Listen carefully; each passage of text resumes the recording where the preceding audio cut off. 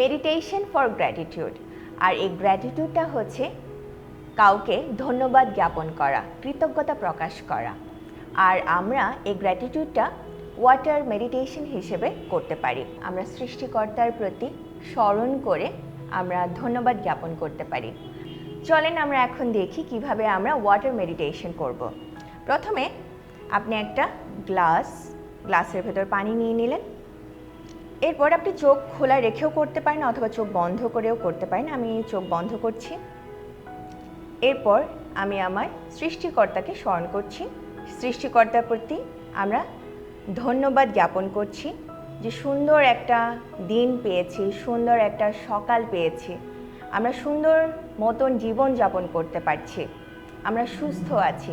এর কারণে আমরা সৃষ্টিকর্তার প্রতি অনেক অনেক কৃতজ্ঞ এবং ধন্যবাদ। এরপর আমরা আমাদের মা বাবাকে স্মরণ করি। আমাদের মা বাবাদের জন্য আমরা এই পৃথিবীতে জন্মগ্রহণ করতে পেরেছি। ওনারা আমাদেরকে অনেক কষ্ট করে আমাদেরকে মানুষ করেছেন। এর জন্য তাদের প্রতি অনেক অনেক কৃতজ্ঞ, ভালোবাসা এবং শ্রদ্ধা। এরপর আমাদের গুরু, শিক্ষক, শিক্ষিকার প্রতিও আপনারা শ্রদ্ধা জ্ঞাপন এবং কৃতজ্ঞতা প্রকাশ করতে পারেন। তাদের জন্য আমরা অনেক কিছু শিখেছি, অনেক কিছু জেনেছি।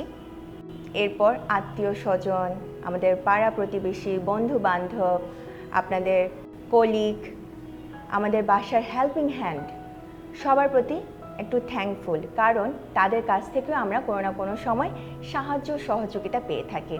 নেচারকেও আমরা কৃতজ্ঞতা প্রকাশ করতে পারি, কারণ এই নেচার থেকে আমরা অক্সিজেন গ্রহণ করতে পারছি এবং আমরা ঠিক মতন শ্বাস প্রশ্বাস নিতে পারছি।